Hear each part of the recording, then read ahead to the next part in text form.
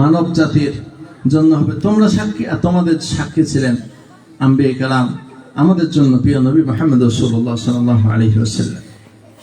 আল্লাহ নবী মুহাম্মদ রাসূলুল্লাহ সাল্লাল্লাহু আলাইহি ওয়াসাল্লামের হায়াত এই পৃথিবীর বুকে মাত্র 63টা বছর। এই পৃথিবীর মহাকালের তুলনায় এই 63 বছর আসলে কিছুই নয়, একেবারে সংক্ষিপ্ত একটা সময়। আবার তার নবুয়তি জীবনটা মাত্র 23টি বছর।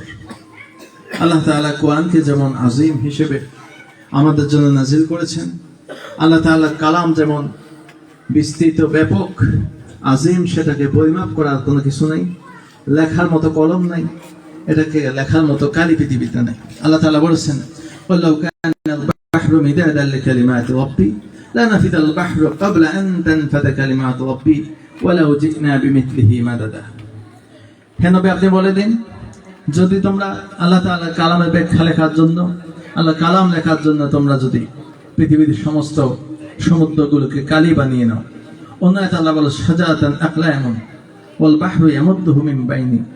এরপরে আল্লাহ তাআলা বলছেন যে তোমরা সাবাহাতা আবহরিন মা নাফিদাত কালিমাতুল্লাহ, 7টি সমুদ্রের পানিকে যদি তোমরা কালি বানিয়ে নাও, আর সারা পৃথিবীর সমস্ত গাছকে যদি কলম বানিয়ে নাও, সেই গাছ রূপ, সেই কলম রূপ, গাছ দিয়ে, পানি রূপ, কালি দিয়ে তোমাদের পক্ষে আল্লাহ তাআলার কালাম এবং তার কোরআনের ব্যাখ্যা লেখা শেষ করা সম্ভব নয়। সুবহানাল্লাহি ওয়া বিহামদিহি। সেরকম একটি কিতাব আল্লাহ তাআলা নাযিল করেছেন, যার উপর তার চরিত্র সম্পর্কে আল্লাহ তাআলা বলেছেন, ইন্নাকা লাআলা খুলুকিন আযীম। হে রাসূল, আপনাকে এমন একটা চরিত্র দিয়েছি যে চরিত্র আযীম, সেটা দৈর্ঘ্য কত, প্রস্থ কত, ভেদ কত, মেপে শেষ করা সম্ভব নয়। এই নবুয়তির সময় হচ্ছে মাত্র 23 ইয়ার্স, অনলি 23 ইয়ার্স। 23 বছরের সংক্ষিপ্ত একটা সময়ের ভিতরে আল্লাহ নবী মুহাম্মদ রাসূলুল্লাহ সাল্লাল্লাহু আলাইহি ওয়াসাল্লাম এমন একটি ক্যারিয়ার মানুষের সামনে প্রদর্শন করেছেন, এমন একটি সুন্দর একটি ক্যারিয়ার, উজ্জ্বল ব্রাইট ক্যারিয়ার তিনি ডেলিভার করেছেন মানুষের সামনে, পৃথিবীর সামনে। সারা পৃথিবী তার সামনে মাথা নত হয়ে দাঁড়িয়ে থাকবে। সুবহানাল্লাহ। সেই মুহাম্মদ রাসূলুল্লাহ সাল্লাল্লাহু আলাইহি ওয়াসাল্লাম এমন একটি আদর্শ, এমন একটি ক্যারিয়ার, এমন একটি উত্তম অনুপম চরিত্র আমাদের সামনে উপস্থাপন করেছেন। হায়াত মাত্র 23 বছর। আল্লাহ তাআলা কোরআনকে যেমন আজিম করেছেন, আল্লাহ তাআলা কোরআনের ব্যাখ্যাকে যেমন আজিম করেছেন, আল্লাহ তাআলা তার মুহাম্মদ রাসূলুল্লাহ সাল্লাল্লাহু আলাইহি ওয়াসাল্লাম চরিত্রকে সেরকম মহান করেছেন। সুমহান চরিত্র দিয়ে তাকে পৃথিবীর বুকে পাঠানো হয়েছে। এমন একটা সুন্দর চরিত্র যেন সারা পৃথিবীর মানুষ তাকে আদর্শ হিসেবে গ্রহণ করতে পারে। তিনি বলেছেন, বুইসতু মুআল্লিমান, আমি তোমাদের জন্য প্রেরিত হয়েছে শিক্ষক হিসেবে। শিক্ষক হিসেবে অন্য আয়াতে, অন্য হাদিসে রাসূল সাল্লাল্লাহু আলাইহি ওয়াসাল্লাম বলেছেন যে আমি প্রেরিত হয়েছি তোমাদেরকে মাকারিমাল আখলাক, তোমাদের সুন্দর আখলাক গঠনের জন্য। আল্লাহ তাআলা কোরআনের মধ্যে বলেছেন, ওয়া ইউযাক্কিহিম ওয়া ইউআল্লিমুহুমুল কিতাবা ওয়াল হিকমা ওয়া ইউআল্লিমুকুম মা লাম তাকুনু তা'লামুন। আমি আমার রাসূলকে পাঠিয়েছি তোমাদের তাসকিয়া, তোমাদেরকে ফ্রেশ করার জন্য, রিফ্রেশ করার জন্য, সতেজ, একেবারে বিশুদ্ধ, পবিত্র করার জন্য তোমাদের মধ্যে আমি রাসূলকে পাঠিয়েছি। ওয়া ইউআল্লিমুহুমুল কিতাবা ওয়াল হিকমা, কিতাব শিক্ষা দিবেন, হিকমত শিক্ষা দিবেন, পাশাপাশি ওয়া ইউআল্লিমুকুম মা লাম তাকুনু তা'লামুন, এমন জিনিস শিক্ষা দিবেন যেটা তোমাদের আগে জানা ছিল না। আল্লাহ তাআলা কোরআনের মধ্যে বলেছেন, বিসমি রাব্বিকাল্লাযী খালাক, খালাকাল ইনসানা মিন আলাক। পড়ুন আপনার রবের নামে, যিনি আপনাকে সৃষ্টি করেছেন। খালাকাল ইনসানা মিন আলাক, তিনি জমাটবদ্ধ রক্তপিণ্ডিকা থেকে মানুষকে সৃষ্টি করেছেন। ইকরা ওয়া রাব্বুকাল আকরাম, আপনি পড়ুন আপনার রব সম্মানিত। আল্লামাল বিল কলম, তিনি মানুষকে কলমের দ্বারা শিক্ষা দিয়েছেন। আল্লামাল ইনসানা মা লাম ইয়ালাম, মানুষকে সে জ্ঞান দিয়েছেন যে জ্ঞান তার ভিতরে এতদিন যাবৎ ছিল না। এমন একটি জিনিস নিয়ে আমাদের সামনে হাজির হয়েছিলেন মুহাম্মদ রাসূলুল্লাহ সাল্লাল্লাহু আলাইহি ওয়াসাল্লাম। মাত্র 23 বছরে তিনি এমন একটি সুন্দর ক্যারিয়ার দেখিয়ে গেছেন। সেই ক্যারিয়ার দিকে আমাদের ধাবিত হতে হবে। সেই ক্যারিয়ারটা হচ্ছে দুনিয়া এবং আখিরাতকে আলাদা করে নয়, দুনিয়া এবং আখিরাতকে একীভূত করে। আর দুনিয়া মাযাতুল আখিরাহ, দুনিয়া হচ্ছে আখিরাতের শস্য ক্ষেত্র। এখানে কাজ রোপণ করব, আখিরাতে গিয়ে সেটা ভক্ষণ করব। এখানে কাজ করব, ফল ভোগ করব আখিরাতে গিয়ে। সেরকম দুনিয়া এবং আখিরাতকে মিক্স করে সুন্দর একটি ক্যারিয়ার আমাদেরকে গঠন করতে হবে। আল্লাহ রাসূল সাল্লাল্লাহু আলাইহি সাল্লাম বলেছেন যে মানুষ তখনই ক্ষতিগ্রস্ত হবে যখন রাষ্ট্র থেকে কোরআনকে আলাদা করবে। সুতরাং এই রাষ্ট্র এবং কোরআন একসাথে থাকবে, একসাথে চলবে। আল্লামা ইকবাল রহমতুল্লাহ আলাইহি বলেছেন যে মুসলমানরা সেদিন থেকে অধঃপতনের একেবারে অতল তলদেশে, অতল তল গহ্বরে নিক্ষিপ্ত হলো যেদিন তার হাতে এক হাতে তরবারি ছিল, মানুষের জন্য জিহাদের অস্ত্র ছিল, আল্লাহর এই জমিনে শান্তি প্রতিষ্ঠার অস্ত্র ছিল, আরেক হাতে ছিল কোরআন। এই কোরআন এবং জিহাদের এই জিহাদের সামার নিয়ে তারা যখন অগ্রসর হয়েছিল, সারা পৃথিবী তাদের পদতলে চুম্বন করেছিল। মুসলমান যখন এই কোরআন বিচ্যুত হয়েছে, জিহাদের রাস্তা থেকে সরে গিয়েছে, তখন মানুষেরা মুসলমানদেরকে তাদের পায়ের তলে পিষ্ট করে তাদের উপরে তারা আধিপত্য বিস্তার করতে পেরেছে। সম্মানিত উপস্থিতি, আমি আপনাদের সামনে দুইটা ক্যারিয়ারকে একীভূত করার অনুরোধ জ্ঞাপন করছি। সেটা কি জিনিস? খুব খেয়াল করো। আমরা মসজিদে যখন প্রবেশ করি, অনেক মসজিদে লেখা আছে মসজিদের দুনিয়াবি কথা বলা নিষেধ। আমি এটার সাথে একেবারেই দ্বিমত পোষণ করি।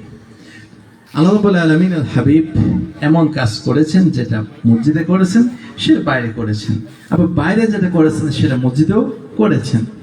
কিছু স্পেশাল কাজ আছে যেগুলো মসজিদে করা যায় না, আল্লাহ কোরআনের মধ্যে সেগুলো স্পষ্ট করে বলে দিয়েছেন। আমি সেদিকে আর যাচ্ছি না।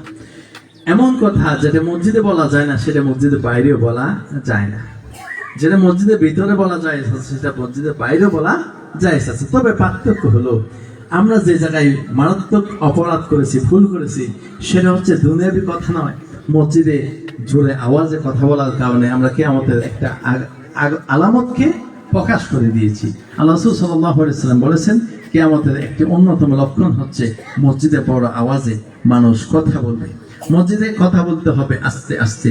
আল্লাহ আমাদের সামনে আছেন, সে আদবকে মাথায় রেখে আপনি সারাদিন কথা বলেন, কোনো অসুবিধা নাই, কিন্তু অন্যের ডিস্টার্ব যেন না হয়, অন্যের কষ্ট যেন না হয়, মসজিদের আদব যেন রক্ষা হয়, সেরকম ছোট ছোট করে কথা বলতে হবে।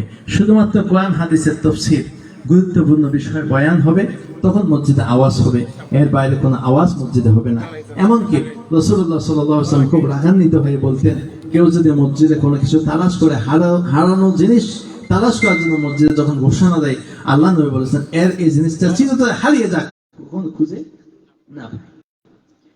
মসজিদটা এরকম একটা জায়গা, আল্লাহ নবী মুহাম্মদ রাসূলুল্লাহ সাল্লাল্লাহু আলাইহি ওয়াসাল্লাম এই মসজিদে বসে বিচার কার্য ফয়সালা করেছেন। এই মসজিদে বসে তিনি রাষ্ট্র পরিচালনা করেছেন, রাষ্ট্রীয় দিক নির্দেশনা এই মসজিদ থেকে জারি করেছেন। ওমর ফারুক রাদিয়াল্লাহু তাআলা খেলাফতের আমলে মসজিদ থেকে তিনি জিহাদের কাফেলা এখান থেকে প্রেরণ করেছেন এবং সেই মসজিদ থেকে জিহাদের কাফেলাকে পরিচালিত করেছেন। তাদেরকে জিহাদের জন্য কিভাবে কি কাজ করতে হবে সে বিষয়ে তিনি মসজিদে বসে তাদের দিক নির্দেশনা দিয়েছেন। সুতরাং রাষ্ট্র এবং মসজিদ আলাদা নয়, এক জিনিস। কোরআন এবং মসজিদ আলাদা নয়, এক জিনিস। রাষ্ট্র, সংসদ, সংবিধান এটার সাথে কোরআনের সাথে কখনো দ্বিমত থাকতে পারবে না। একীভূত করতে হবে, একই জায়গায় নিয়ে আসতে হবে। যদি নিয়ে আসতে পারি শান্তি, কল্যাণ, আর নিয়ে আসতে না পারলে অশান্তি, অকল্যাণ। সময়ের উপস্থিতি। এবার আসুন ক্যারিয়ার। একটা দুনিয়াবী ক্যারিয়ার আমরা ভাগ করে নিয়েছি, সেটা হচ্ছে আমরা লেখাপড়ার জগতে আছি। আমরা এখানে সবাই ছাত্র, আমাদের প্রত্যেকের একটা পড়ালেখার সময় রয়েছে, পড়ালেখার কাজ রয়েছে। The first and foremost duty of a student is to study. একজন ছাত্রের সর্বাধিক সবচেয়ে গুরুত্বপূর্ণ কাজ হলো স্টাডি, পড়ালেখা করা। কিন্তু দেখবেন আমরা যারা ছাত্র তাদের কাছে অনেক কাজ, পড়ালেখাটা হলো 10 বা 11 নম্বরে। আজকে এই কাজ করতে হবে, অমুক বন্ধুর সাথে অমুক জায়গায় যেতে হবে, ওই কাজটা করতে হবে, এই কাজটা করতে হবে, এই সামাজিক কাজ করতে হবে, এই বিয়ে অনুষ্ঠান যেতে হবে, অমুক জায়গায় দাওয়াত হয়েছে সেখানে আমাদেরকে অ্যাটেন্ড করতে হবে, অমুক প্রোগ্রাম আছে সেখানে আমাকে থাকতে হবে, অমুক জায়গায় বক্তৃতা দিতে হবে, অমুক জায়গায় মিছিল দিতে হবে, অমুক জায়গায় সমাবেশ করতে হবে। এগুলো সবগুলো হচ্ছে 1, 2, 3, 4, 5, 6, 7, 8, 9, 10 নম্বরে। যেটা লেখাপড়ার কাজ সেটা 11 নম্বর বা 12 নম্বর। এটা হচ্ছে আমাদের বর্তমান ছাত্র ভাইদের একটা গুরুত্বপূর্ণ কাজ, যেটা 12 থেকে 13 বা 10-এর পরে। একটা স্টুডেন্ট যখন স্কুলে বা কলেজ স্কুলে পড়ালেখা করে, তাকে আমরা যদি জিজ্ঞাসা করি, ভাই তুমি কোন ক্লাসে পড়বা, হ্যাঁ আমার ছোট ভাই তুমি কোন তোমার রোল নাম্বার কত, তখন সে যদি বলে আমার রোল নাম্বার 12, তখন আমাদের মনটা ছোট হয়ে যাবে, তেমন ভালো ছাত্র না, রোল নাম্বার 10-এর বাইরে। যখন সে বলে আমার রোল 1, 2, 3, তখন বলে যে না আসলে এ খুব ভালো স্টুডেন্ট। তার প্রতি আমাদের একটা অটোমেটিক ভালো লাগা কাজ করে, তারপরে একটা সিম্পেথি কাজ করে, তারপরে একটা আবেগ আমাদের কাজ করে। তার কারণ যে সে অনেক কষ্ট করে তার পড়ালেখার এই অবস্থানটাকে ধরে রেখে সে তাকে 1, 2, 3-এর মধ্যে ধরে রাখতে পেরেছে। এজন্য তার প্রতি আমাদের একটা আগ্রহ, আবেগ আমাদের কাজ করে। এখন এই 1, 2, 3 যদি হতে হয়, তাহলে তাকে পড়ালেখার টেবিলেও 1, 2, 3 হতে হয়েছে। সে পড়ার টেবিলে যতক্ষণ সময় দিয়েছে, স্কুলের টেবিলে তার অবস্থান ঠিক এভাবে হয়েছে। কিন্তু আমাদের ভিতরে এখন পড়ালেখাটা চাকরি ধরার একটা মাধ্যম হয়ে দাঁড়িয়েছে।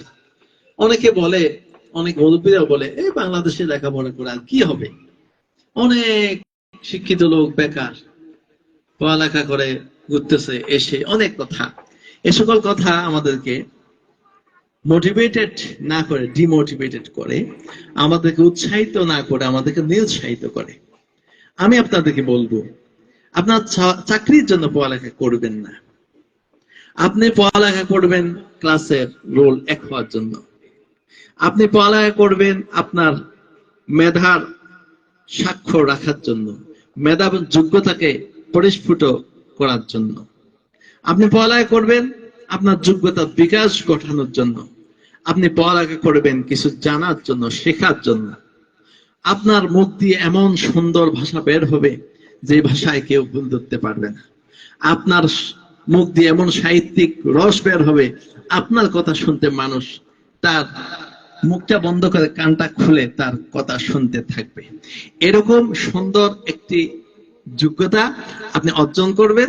এটা হচ্ছে পড়ালেখার প্রথম টার্গেট, প্রথম উদ্দেশ্য।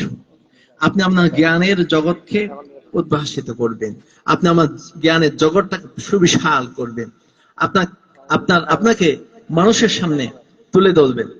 এজন্য আপনি পড়ালেখা করবেন, চাকরির জন্য নয়। চাকরি তো আপনাকে খুঁজবে।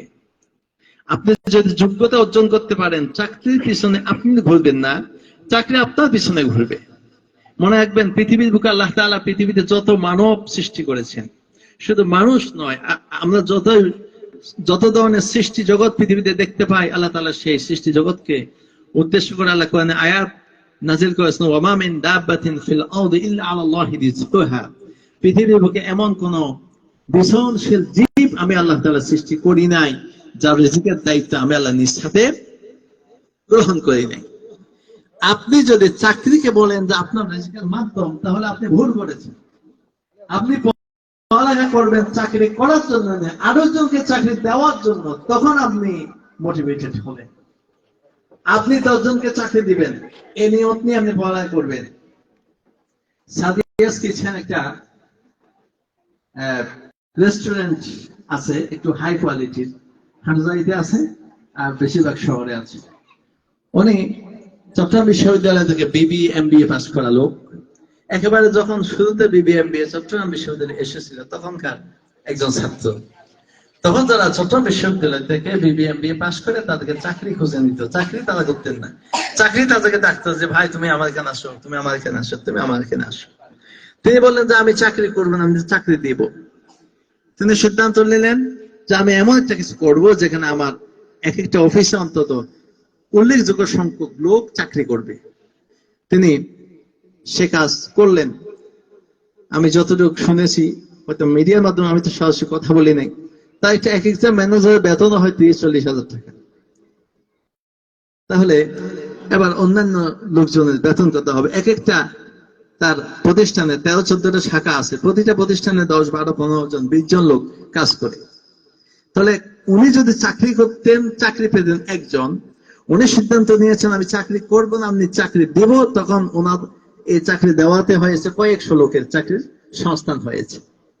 সেজন্য এই পৃথিবীতে যে যত বেশি বড় হয়েছে, মনে রাখবেন ছোট ভাইয়েরা, আপনারা যদি কথা বলেন তাহলে যারা শুনতে চায় তারা শুনতে পারবেন না। এখানে এমন অনেক লোকরা রয়েছে যারা বোঝার মতো বয়স হয়নি, যার কারণে তারা হয়তো কথাগুলো বুঝবে না। আমরা যারা পরিচালনা আছেন একটু আমাকে সহযোগিতা করবেন, যারা কেউ কথা না বলে একটু খেয়াল রাখবেন। ছোট ভাইরা অনেকে কথা বলছেন, যার কারণে মনোযোগ ছুটে যাচ্ছে, সময় খুব কম। আর মাত্র আমার সামনে হাতে 10 মিনিট সময় আছে, আমার মাগরিবের পরে আরেকটা প্রোগ্রাম আছে, সেখানে অনেক লোক রয়েছে, আমাকে সেখানে আলোচনা করতে হবে। সময় তো উপস্থিতি খুব খেয়াল করবেন। আপনি এই যে পড়ালেখাটা যোগ্যতা কিভাবে সৃষ্টি করবেন সেটা জানার বিষয়। অনেকে বলেন পড়ালেখা করতে, সবাই বলে, কিন্তু পড়ালেখার ওয়েটা অনেকেই বলে না। হ্যাঁ, অনেকে বলে যে অমুক পড়ালেখা করে 12, 13, 14, 15 ঘন্টা, তুমি পড়ালেখা করো 1 ঘন্টা 2 ঘন্টা, তুমি আর কিছু হবা, তোমার দ্বারা কি হবে এই দেশে। তখন আবার অনেক ছাত্র ভাইয়েরা হতাশ হয়ে যায়, 12, 14 ঘন্টা কি পড়ালেখা করা যায়? যিনি বলেছেন তিনি কাল্পনিক কথা বলেছেন, এটা সম্ভব না। বাস্তব কথা হচ্ছে একটা স্টুডেন্টের পক্ষে 4 থেকে 5 ঘন্টা পড়ালেখা করাই সম্ভব দৈনিক, এবং এটাই যথেষ্ট তাকে এই পৃথিবীর শীর্ষে ওঠার জন্য। বেশি সময় লাগে না। তবে সময় হচ্ছে, মনে রাখবেন, আপনার ছোট ভাই, আপনার সন্তান, অথবা আপনার একেবারে ভাতিজা ভাইজি, যাদেরকে একেবারে আজকে জন্ম হয়েছে মনে করেন, এরকম ছোট্ট একটা বেবিকে আপনি আস্তে আস্তে আপনার চোখের সামনে 10 বছর 12 বছর হয়েছে, এরকম একটা বেবির ব্যাপারে তার মাকে গিয়ে আপনি জিজ্ঞাসা করেন যে ভাবি হোক, কালা হোক, বোন হোক, মা হোক, যে আপনি আপনার সন্তানকে এমন একটা দিন কি গিয়েছে যেদিন তাকে খাবার খাওয়ান নাই, যেদিন তাকে পানি পান করান নাই, এমন একটা দিন কি গিয়েছে? তখন সে বলবেন না, তিনি বলবেন না, এরকম কোন দিন আমার যায়নি। দেখুন, এই ছোট্ট একটা বাবু, যার বয়স মাত্র 2.5 কেজি, 2 কেজি, 1 কেজি 800 গ্রাম, 700 গ্রাম, এরকম একটা বাচ্চা আস্তে আস্তে বড় হয়ে এই পৃথিবীকে আলোকিত করেছে, পৃথিবীতে সুনাম করিয়েছে, সারা পৃথিবী এক নামে চেনে এমন লোক পৃথিবীতে আছে, নাই? সেটা তো আপনার মতো আমার মতো ছোট ছিল একদিন। তাকে বড় করতে তার মা কতই না পরিশ্রম করেছে। এই পরিশ্রমটা একদিনে করে নাই, যে 1 সপ্তাহের মধ্যে খাবার দিব না, যে আজকে সব খাবার দিয়ে দিব, এরকম কোন অভিভাবক, এরকম কোন মা বাবা পৃথিবীতে আছে কি? নাই। তাহলে প্রত্যেকটা দিন আপনার বাবা মা আপনাকে নিয়ে যে টেনশন করেছে, প্রতিটা মুহূর্তে আপনার খাবার পানি আপনার মুখে তুলে দিয়েছে, একটু একটু অল্প অল্প খাবার দিয়েছে, খুব বেশি খাবার দেয়নি। এটা খেয়ে খেয়ে আমি এত বড় হয়েছি, এটা করে করে আমরা এত বড় হয়েছি, এত উপরে উঠেছি। এভাবে প্রত্যেকটা স্টুডেন্ট যখন তার প্রত্যেকটা দিনকে টার্গেট করে একটা সুপরিকল্পিত একটা রুটিন করে যখন 4 থেকে 5 ঘন্টা দৈনিক পড়ালেখা করবে, এই ছাত্রের জন্য অজানা পৃথিবীতে কিছুই থাকবে না। কিন্তু আপনি যখন পরীক্ষার আগ মুহূর্তে পড়ালেখা করবেন, তখন দেখবেন যে আপনার মাথা ঘুরায় আর পানি খান, শেষমেশ ডায়রিয়া হয়ে যায়। পরীক্ষা হলে গিয়ে কিছু লিখলাম না, 40-50 পেজ, যাক আলহামদুলিল্লাহ, যা হয়েছে ভালো হয়েছে, আমার দাদা এই বাংলাদেশ পড়ালেখা করে কিছু হবে না, আস্তে আস্তে বিদেশ দাদা চিন্তা করি। তো আপনার ক্যারিয়ার আপনি ধ্বংস করলেন সময় নষ্ট করে। কারণ আপনার ওই যে বললাম যে আপনার 1, 2, 3, 4, 10-এর ভিতরে একটা কাজও ছিল না, এতগুলা কাজ আপনি করেছেন, কিন্তু the first and foremost duty of a student is to study, এটা একেবারে লাস্ট সীমানায় নিয়ে গেছেন। এই জন্য আপনার বিপর্যয় ঘটছে, বিপদ আপনার উপর পতিত হয়েছে। আমি বলবো আপনি 365 দিন পড়ালেখা করতে জীবনেও পারবেন না। আপনি টার্গেট নেবেন 300 দিন, 300 দিনকে টার্গেট করুন। 65 দিন বাদ দিলাম, মানুষের বিবাহ আছে, শাদী আছে, মেজবান আছে, দাওয়াত আছে, অসুস্থতা আছে, সুস্থতা আছে, বিভিন্ন দিনে পোকামানি আছে, জমা আছে, অনেক কাজ আছে, অনেক কাজ আমাদের সমাধা করতে হবে। সব কাজের জন্য 65 দিন বাদ 300 দিন রাখলাম। এই 300 দিন 5 ঘন্টা করে পরে 3-5-15 দিন আপনি পড়ার টেবিলে সময় দেন, পৃথিবী আপনার জন্য দ্বার উন্মুক্ত করে আপনাকে ডাকবে, তুমি কোথায় যাবে, আসো ইনশাআল্লাহ। এভাবে আমরা যদি নিজেদেরকে সাজাতে পারি, আমাদেরকে সাবধান করতে পারি, সময়ের অপচয় রোধ করতে পারি, তাহলে আমাদের পক্ষে সম্ভব পৃথিবীকে চমক লাগানো। আল্লাহ নবী মুহাম্মদ রাসূলুল্লাহ সাল্লাল্লাহু আলাইহি ওয়াসাল্লাম আবার সেই কথা স্মরণ করিয়ে দিচ্ছি, তার নবুয়তে হায়াত ছিল মাত্র 23 ইয়ার্স। কেন অনেক ফেলে চলে এসেছি। দেখুন না, মানুষ তো টয়লেটেও 8 বছর থাকে, টয়লেটে 8 বছর থাকে। মানুষ একটু যদি 60 বছর বাঁচে, সে যদি আধা ঘন্টা করে দৈনিক হিসাব করে, আপনি হিসাব করেন 60 বছরে কয় ঘন্টা মানুষ টয়লেটে থাকে। মানুষ ঘুমের মধ্যে 20 বছর কাটিয়ে দেয়, তার হায়াতের একটা বিশাল অংশ ঘুমের মধ্যে কাটিয়ে দেয়। সময় আছে কতক্ষণ আপনার, যে সময়টুকু আছে সেটাকে আপনাকে খুব কেয়ারফুলি আপনাকে ইউজ করতে হবে। মনে রাখবেন, আপনি একটা টাকা খরচ করতে আপনি চান না, কেন? পকেট থেকে টাকা চলে যাবে। আপনি একটা জিনিস আরেকজনকে দিতে চান না, কেন? আপনার সম্পদ ক্ষয় যাবে, কষে যাবে, কমে যাবে। কিন্তু পৃথিবীতে সবচেয়ে মূল্যবান যে জিনিসটা দিয়ে পৃথিবী অর্জন করা সম্ভব, সেটার নাম সময়। সে সময় ঘন্টার পর ঘন্টা সময় আমাদের এই মোবাইল আমাদের থেকে কেড়ে নিচ্ছে, আমাদের হুঁশ থাকে না। 5 মিনিটের জন্য একটু করে ঢুকলাম ফেসবুকে, যে 3 ঘন্টা চলে গেছে আসলে জানি না, যে 3 ঘন্টা সময় চলে গেল। জোহর গেল, আসর গেল, মাগরিব গেল, এশা চলে গেল। ফেসবুকে গেমের ভিতরে আমি পড়ে থাকলাম। আচ্ছা বলেন, জোহর থেকে 2টা থেকে বা 1টা থেকে রাতে 8টা পর্যন্ত ফেসবুক চালিয়ে আমি কি অর্জন করেছি? একটা অর্জনের নাম বলেন, যে আমি এটা অর্জন করেছি। কয়টা নিউজ আপনি পড়েছেন? এই নিউজ না জানলে আপনি কি, আপনার কোনো ক্ষতি হইতো? আপনার কোনো লস হইতো? আচ্ছা, এই নিউজ জানার পর আপনার কি লাভটা হয়েছে? পৃথিবীর বুকে সবচেয়ে পুয়ার পপুলেশন হচ্ছে ইহুদিরা, মাত্র আন্ডার 2 crore, 2 কোটির নিচে। পৃথিবীতে মুসলমানের সংখ্যা 200 কোটি, পৃথিবীতে খ্রিস্টানের সংখ্যা প্রায় 300 কোটি। মুসলমান থেকে খ্রিস্টানের সংখ্যা বেশি। এই 200 কোটি মুসলমানের সামনে 2 কোটি ইহুদিকে যদি দাঁড় করাই দেন, কোন অস্ত্র লাগবে না, কিছুই লাগবে না। মুসলমানকে দৌড় দিবে, ইহুদির সামনে পালানোর চেষ্টা করবে। এই 2 কোটি ইহুদি মাটির তলায় মিশাইতে 10 মিনিটের বেশি সময় লাগবে না। কিন্তু সেই ইহুদি, মাত্র 2 কোটি ইহুদিরা আমেরিকার মাথায় বসে, ইউরোপের মাথায় বসে, রাশিয়ার মাথায় বসে, চীনের মাথায় বসে, জাপানের মাথায় বসে, ইন্ডিয়ার মাথায় বসে, বাংলাদেশের একটা জনগোষ্ঠীর মাথার উপর বসে এই 2 কোটি মানুষ সারা পৃথিবীকে নাড়াই দিচ্ছে, তাড়াচ্ছে, পৃথিবীকে তছনছ করে দিচ্ছে, শুধু বুদ্ধির খেলা দিয়ে। কিছুই নাই তাদের কাছে, নাই নিজস্ব কোনো জনশক্তি, নাই নিজস্ব কোনো অস্ত্র, নাই নিজস্ব কোনো তেল, নাই কোনো নিজস্ব গ্যাস, কিছুই নাই তাদের। কিচ্ছু ছাড়া মাত্র আন্ডার 2 crore পিপল, মাত্র 2 কোটি মানুষ সারা পৃথিবীকে নাড়াচ্ছে, সারা পৃথিবীকে তছনছ করে দিচ্ছে। 300 কোটি খ্রিস্টানের মাথায় বসে 2 কোটি ইহুদিরা নাচে। কি দিয়ে জানেন? এটা দিয়ে, আর কিছু নাই তাদের। এটা এটা এটা আর কিছু নেই। মনে রাখবেন যে তার মাথায় যে মগজ রয়েছে তার ওজন 1450 গ্রাম। আপনার মাথায় যে মগজ, সেটাও 1450 গ্রাম।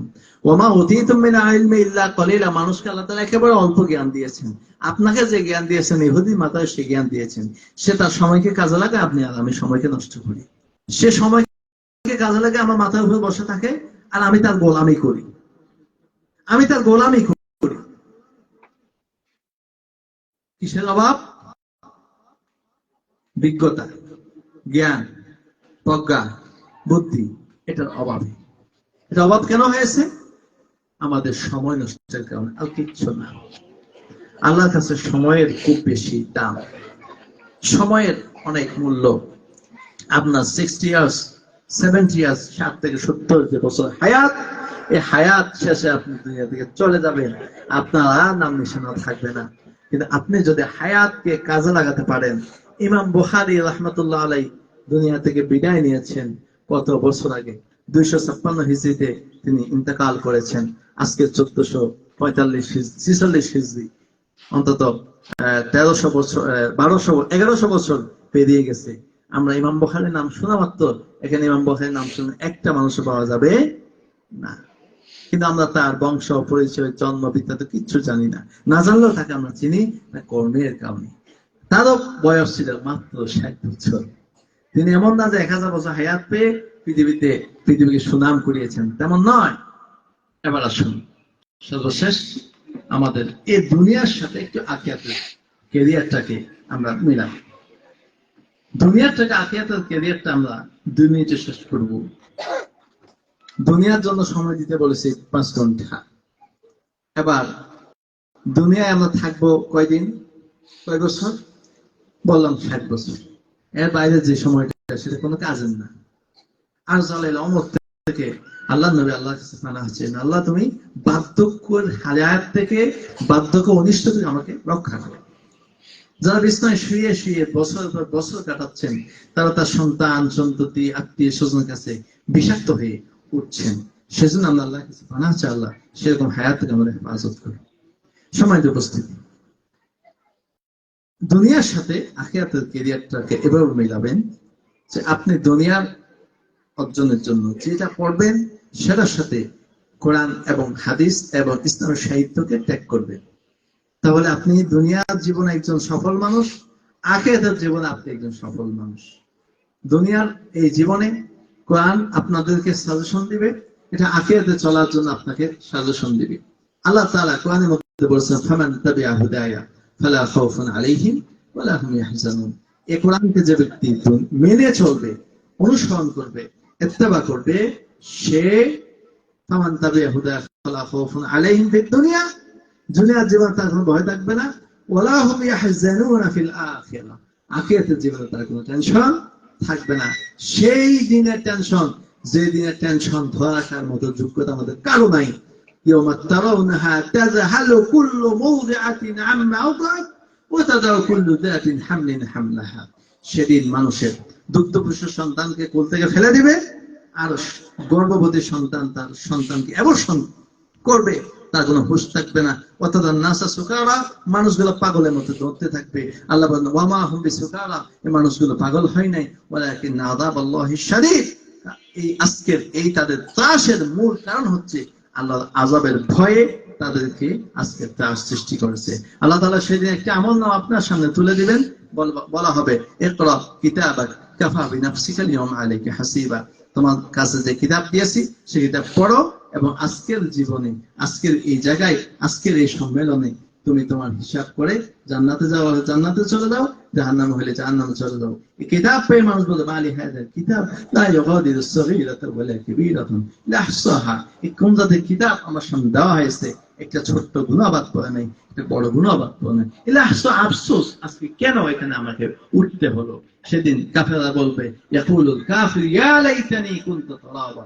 আজকের এই সময়ে যদি উত্থান না হয়ে আমরা যে মাটি হয়ে যেতাম, মিশে যেতাম, তাহলে সেটা আমাদের জন্য অনেক ভালো হতো। সময়ত উপস্থিতি, আপনাদেরকে ধন্যবাদ জানিয়ে আজকের এই সম্মেলনের সফলতা কামনা করে আমার আলোচনা এখানে শেষ করছি। ওমা তাওফীক ইল্লা বিল্লাহ, আলাইহি তাওয়াক্কালতু ওয়া ইলাইহি উনীব। আসসালামু আলাইকুম ওয়া রাহমাতুল্লাহি ওয়া বারাকাতুহু।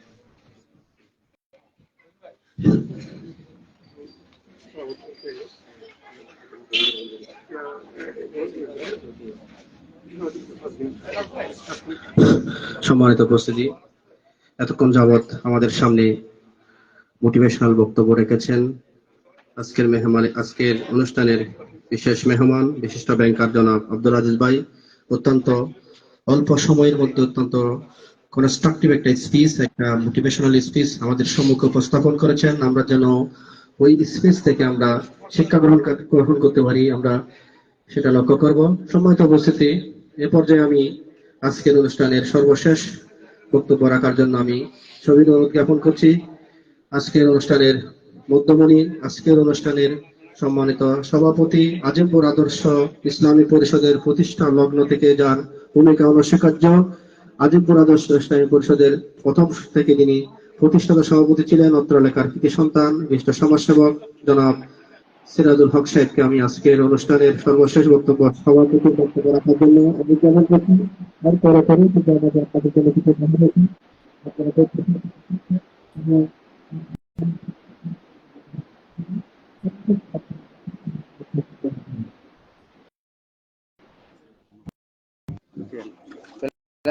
চলাই দিয়ে বুঝছো না সর্বোচ্চ চেষ্টা করি ঠিক আছে শেষ করো না শেষ করো লাইভ শেষ করো লাইভ শেষ করো أعوذ بالله من الشيطان